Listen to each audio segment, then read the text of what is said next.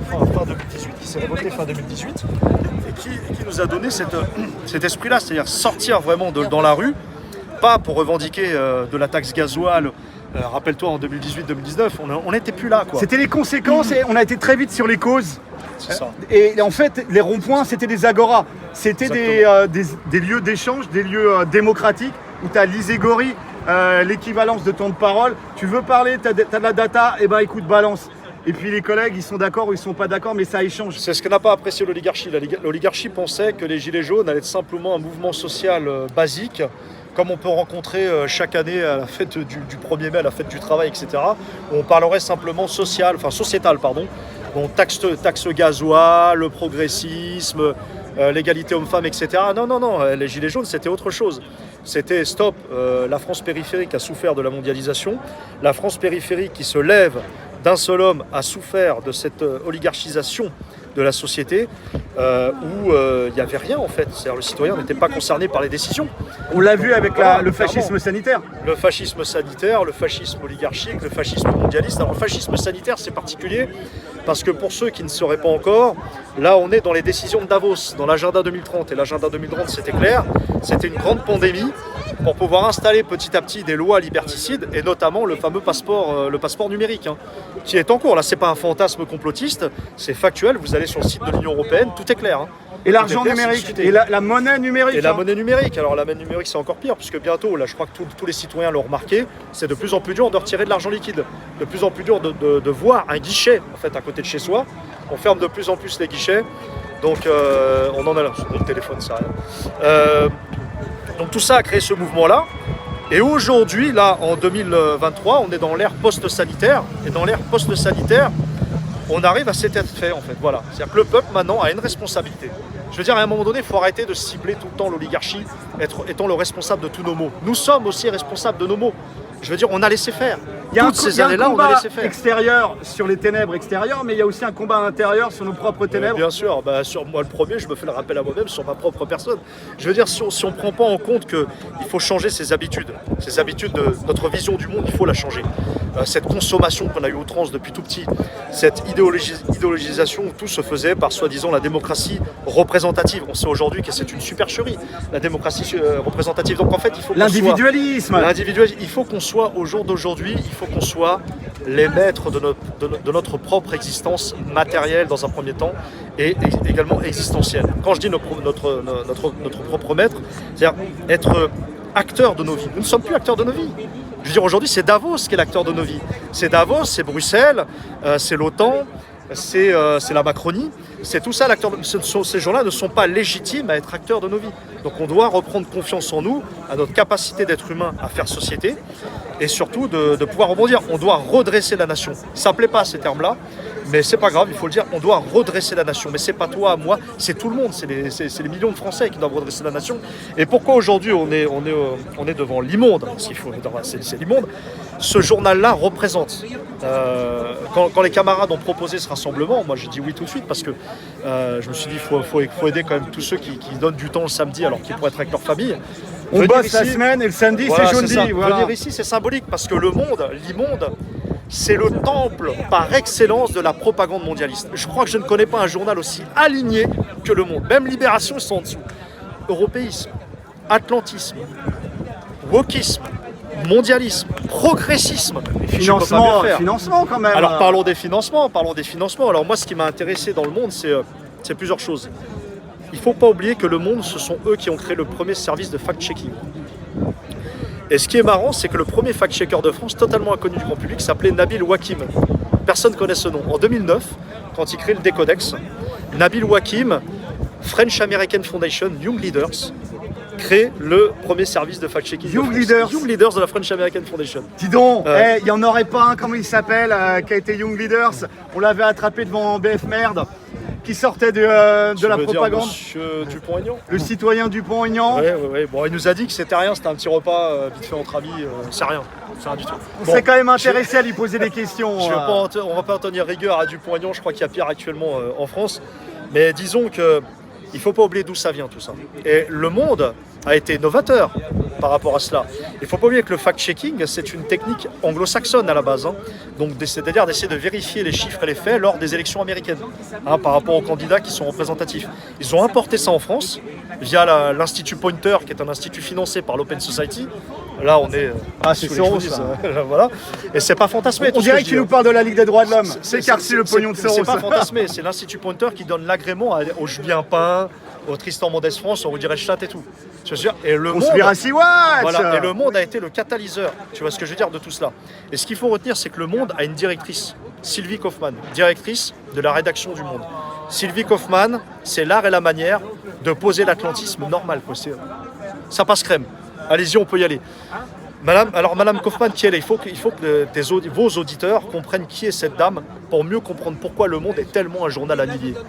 Parce que Sylvie Kaufmann et Eric Israelevich, pardon, voilà, c'est ça son nom, mais qui n'est plus de ce monde aujourd'hui, Paix à son âme. sont des gens qui ont fréquenté les médias américains. Par exemple, Sylvie Kaufmann, elle a travaillé pour le Washington Post. Elle a travaillé pour le New York Times, pardon. Donc elle connaît Rupert Murdoch, etc. C'est une dame qui a travaillé pour la commission trilatérale, quand même il faut le noter. C'est une dame aussi également qui est membre de l'ECFR. L'ECFR, c'est la partie CFR créée par Soros au niveau européen. Ça chapeaute en fait, si tu veux, les think tanks européens. Parce que les think tanks, même en France, tu vois, Terra Nova, par exemple, Fondapol, etc., tout ça en fait c'est dans une sorte de fédération européenne et l'ECFR pilote tout ça. Et un des principaux bailleurs de fonds de l'ECFR, ce sont les GAFAM d'un côté et surtout l'Open Society de Soros. Et tout ce que je dis, c'est sourcé, donc on n'est pas dans un délire complotiste, c'est sourcé. Donc moi c'est tout ça qui m'intéresse, parce que je trouve que les gens ne comprennent pas en fait la gravité de la situation dans laquelle on se trouve au niveau des médias français. Et pourquoi on est en légitimité, nous, de venir réclamer, en tout cas questionner les journalistes du Monde. Parce que ce journal touche des subventions publiques. Si encore, à la rigueur, il n'y aura pas de subventions publiques, ils font ce qu'ils veulent, c'est le privé. Il ne faut pas oublier que Le Monde appartient à 3 personnes. L'oligarque tchèque Daniel Kretinsky, qui est en train de racheter tout en France. Marianne, il a Marianne. Tout à fait, il a Marianne. Il y a surtout Xavier Niel, hein, le Minitel Rose, tout le monde s'en souvient. Et le troisième, Pigasse. Les Arocs. Pigasse, des Arocs, qui a laissé pendant un an Assa Traoré écrire des articles aux Arocs. Ça, faut pas l'oublier aussi. Elle est devenue maintenant, elle est devenue égérie de Louboutin. L'égérie de Louboutin, tout ça. Donc, ouais, c'est très curieux tout ça. Ah bah oui, c'est chaud, c'est ça surtout. Et pourquoi je parle de tout ça? Parce que il est d'une obligation aujourd'hui pour tous les citoyens qui sont un petit peu éclairés, qui ont compris en fait, je dirais, tout ce qui se joue ici. C'est qu'à partir du moment où il y a des subventions publiques qui sont données à ces médias-là, qui ont été rachetés à perte. Je précise que quand Kretinsky rachète Le Monde, c'est un journal à perte, comme BFM TV, etc. Donc à partir du moment où ce journal-là touche des subventions, alors je crois qu'on dépasse quasiment 14 millions d'euros hein, de subventions. Donc vous tous réunis ici, nous sommes en droit de demander des comptes à ce journal, voire même le remboursement intégral de toutes les subventions. C'est d'une, parce qu'il n'y a pas de respect de la charte de Munich, ils en ont rien à foutre. De deux, c'est pas eux de décider l'alignement idéologique en fait des Français. C'est pas eux de décider si on doit être pro-russe ou anti-russe. C'est pas eux de décider si on doit être contre Davos ou pas. C'est pas à eux de décider si on doit être contre le wokisme ou pas. C'est aux Français de faire leur propre idée et d'avoir leur liberté politique. Donc ces gens-là, ce qu'ils font, c'est de la propagande avec notre argent. C'est ça que les gens doivent comprendre, avec notre argent. C'est extrêmement grave, c'est ça qu'il faut comprendre en fait. Hein. Parce qu'encore une fois, comme je le dis, s'il n'y aurait pas de subvention publique, ils font ce qu'ils veulent, c'est du privé. Donnez la ligne éditoriale, ce que vous voulez, mais il y a 14 millions d'euros. Donc maintenant, on va demander des comptes. C'est pour ça que moi, je trouve ce que fait Vigimedia ici, c'est très intelligent, parce qu'à force de se mobiliser tous les samedis comme ça va finir par payer. Les gens vont finir par comprendre que le vrai problème, je veux dire, pour que le pays arrive comme ça à une telle situation, sociale, économique et politique, les médias en sont pour quelque chose, en sont partie responsable. Parce que qu'est-ce qui oriente l'action des gens? C'est la pression médiatique, quelque part. Cette pression médiatique, vous la contrôlez, vous en reprenez le contrôle, comme à l'époque tu le proposais, c'est-à-dire sous forme de scope, sous forme de coopératives qui appartiennent à leurs salariés. Là, je pense qu'on est dans le début d'une solution. Mais là, tant qu'on continue comme ça, eh bien, matin, midi, soir, comme sur LCI, Poutine va aux toilettes, Poutine va au shot, Poutine va à la campagne, Poutine a tiré un missile, Poutine le méchant, Poutine va mourir, Poutine va subir un arrêt un mandat d'arrêt international. Bon, en fait, en gros, c'est quoi le truc? C'est la love story de Poutine? C'est quoi ce délire là? On est dans un délire total avec les médias français, dans un délire total. Il faut voir le nombre d'articles à charge sur le plan international contre la Russie. Nous, c'est pas ça qu'on veut. On veut une information objective. À partir du moment où on vous donne des subventions publiques, vous devez dire la vérité. Or, ce que fait le monde, c'est pas du journalisme. C'est de l'alignement idéologique. C'est pas pareil. Donc c'est la propagande. C'est de la propagande. Et il y a une personne qui est responsable de ça, et je veux que là, tous les auditeurs l'entendent, c'est Sylvie Kaufmann. Retenez bien son nom, Sylvie Kaufmann. Cette personne-là est responsable absolument de toute la propagande actuellement européiste, voire mondialiste, du journal Le Monde. La France donne des leçons au monde entier, mais c'est comme dans tous les pays, il y a une propagande en France, comme dans d'autres pays. Bien sûr, mais bien comme sûr. en Russie, comme ailleurs. Mais moi, je voudrais bien voir le classement réel de la France. Bah, au niveau de la liberté de la presse, En termes de déjà... liberté de la presse, moi, je veux voir le vrai classement. Je ne serais pas surpris qu'il soit derrière je sais pas, un pays émergent, tu vois, je ne serais pas surpris. Alors, il y a une question là qui est d'actualité, c'est les retraites, bien évidemment. La Concorde ce soir, hier, avant-hier, etc. On parle de 12 milliards à l'horizon 2030 sur... voilà, il faut économiser ces 12 milliards. Alors, voilà, la réforme des retraites que personne ne veut. Comment tu analyses que... Là, il y a des journalistes qui bossent derrière. Pas un n'a parlé des intérêts cumulés de la dette publique seule. Pas la dette des hôpitaux, pas la dette des régions, pas la dette des départements, ni des collectivités locales. Juste la dette publique. Les intérêts cumulés de la dette publique depuis 1973 et cette fameuse loi Pompidou-Rothschild, on est aux alentours de 2300 milliards d'euros cumulés, versés aux prédateurs financiers avec la richesse produite par les travailleurs français depuis 1973, 2300 milliards d'euros qui ont été versés à ces prédateurs financiers. Avant, on s'empruntait à nous-mêmes, à taux zéro, si possible, via le circuit du trésor. Et là, nous, en tant que connards de rond-point, on met ça sur la table et il n'y a personne qui est au courant. Comment t'expliques ça? Déjà, il faut se poser la question, moi j'entends 12 milliards. Il manque 12 milliards apparemment pour nos retraites. 12 milliards, qu'est-ce que c'est face à 1,5 milliard à peu près envoyés à l'Ukraine en termes d'armement qu'on aurait pu économiser? Qu'est-ce que c'est, comme tu dis, entre 100 et 150 milliards d'évasion fiscale chaque année recensés dans les paradis fiscaux? Alors ça, c'est pas la petite boulangerie du coin. C'est pas la petite ça passe boulangerie du coin. par les cabinets de conseil de la défense, Mais etc. totalement. Ce qu'on a payé à McKinsey, justement, ou à Bain Company, rappelle-toi, pour justement avoir une politique sanitaire digne de ce nom, on n'a pas assez de hauts fonctionnaires en France? Ils sont pas assez bien payés? On paye des sociétés américaines. Non, il y a toutes ces questions-là. Donc, moi, ce que je pense, c'est que la retraite, c'est un subterfuge. En fait, je veux dire, tout le monde sait que la retraite par capitalisation, ça fait un moment que c'est sur les papiers. Rappelez-vous, quand Macron a été élu, je crois que c'était après 2017, on était déjà en 2018, l'Élysée recevait Monsieur Kravis, Robert Kravis, de la société KKK. Et cette société-là, c'est comme le Ku Klux Klan. C'est une société équivalente à BlackRock, mais en plus petit. Elle fait partie des 10 plus grands fonds vautours américains. Et on avait Larry Fink de BlackRock qui était invité en grande pompe par Macron. Alors question, qu'est-ce que Larry Fink faisait à l'Élysée reçu comme un chef d'État? Je posais la question. Deuxième question, qu'est-ce que Robert Kravis, qui est membre du secrétariat du club Bilderberg, ce que je vous dis, vérifiez-le, fout à côté de Macron comme un chef d'État? Si c'est pas pour parler des retraites, justement. C'est là, en fait, le cœur du problème. Le cœur du problème n'est pas le fait qu'il n'y a pas d'argent pour les retraites. Il y en a de l'argent à revendre. C'est qu'il faut plutôt aller chercher là où il est. Là où il est réellement. Et deuxièmement, depuis quand les Français ont demandé que ça soit BlackRock qui gère nos retraites? D'où ça sort, ça? On a voté pour quelque chose? Et la sécurité sociale, voilà, ça arrive derrière. Bien sûr.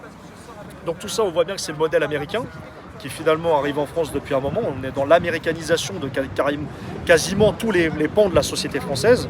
Et dans l'économie et l'industrie n'en parlons même pas, Alstom, on va pas revenir là-dessus. Et donc pour les retraites, c'est ce que je pense. Les retraites, je pense que c'est un problème secondaire qui t'a choqué.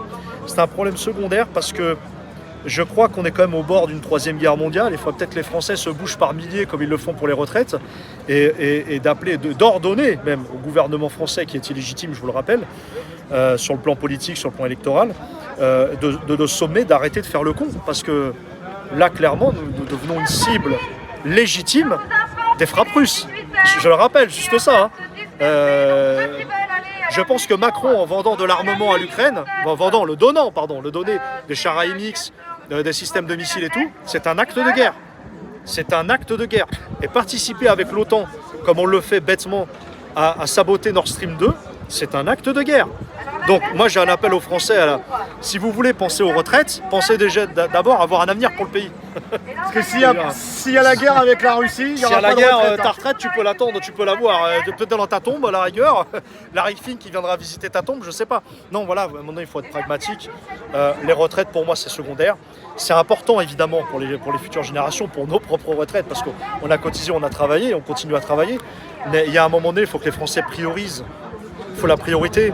Je veux dire, tu ne changeras pas. Le 49.3, en fait, si vous voulez, pour moi, c'est rien du tout. Parce que le 49.3, en vérité, ça fait 50 ans que les gouvernements respectifs gouvernent avec le 49.3. Rappelez-vous, c'est Rocard qui a le nom.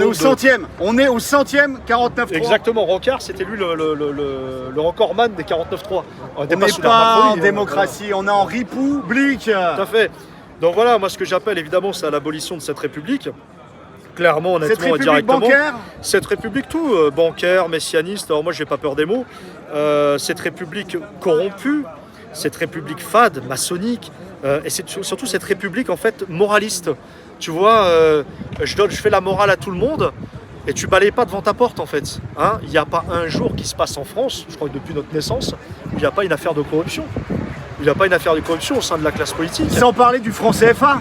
Oh, le franc CFA, c'est encore autre chose. Mais bon, je suis content que le Mali, en tout cas, a pris son propre envol. Ça fait plaisir. Si seulement en France, on pouvait faire la même chose, il a fallu que ça soit le Mali, tu vois ce que je veux dire. Donc voilà où on en est aujourd'hui. Donc les retraites, pour moi, c'est un problème secondaire.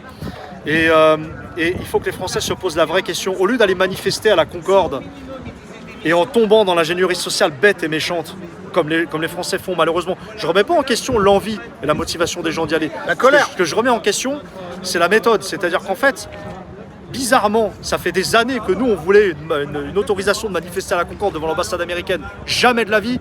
À l'époque des Gilets jaunes, jamais de la vie.